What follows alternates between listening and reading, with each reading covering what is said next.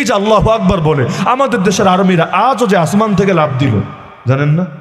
এই যে প্যারাট্রুপাররা আজকে যে প্যারাসুটে করে এমনকি হাদির ছবিটা পর্যন্ত আশিক চৌধুরী নিজের হেলমেটে ধারণ করে লাফটা যে দিল, দেওয়ার আগের ভিডিও দেখেন, আল্লাহু আকবার বলে যে স্লোগানটা দিয়েছিল, এই স্লোগানটা তাদেরকে শিখিয়েছিল কে? আমরা যদি না জাগি মা, কেমনে সকাল হবে?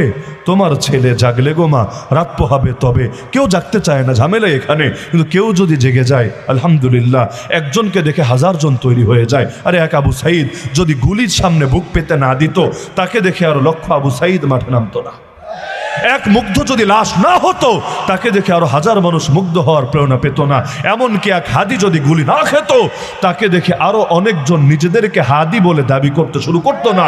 সুতরাং শহীদের কোনো লস নাই, শহীদের কোনো মরণ নাই, শহীদ অমর থাকে, প্রতিটা মানুষের দিলের মধ্যে সে রাজত্ব করতে থাকে।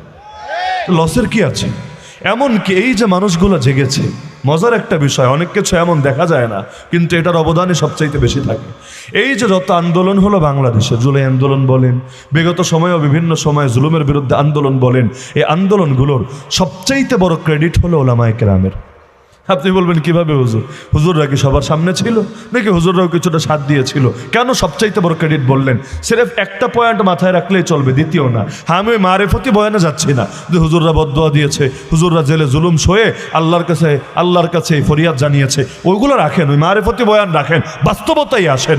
এই যে আপনি চিন্তা করেন, আবু সাইদ তার বুকটা যে গুলির সামনে পেতে দিল, তার ভেতরে যদি আখিরাতের চিন্তা না থাকতো, শাহাদাতের তামান্না না থাকতো, জিহাদের জজবা না থাকতো, জালেমের বিরুদ্ধে মাজলুমকে একদম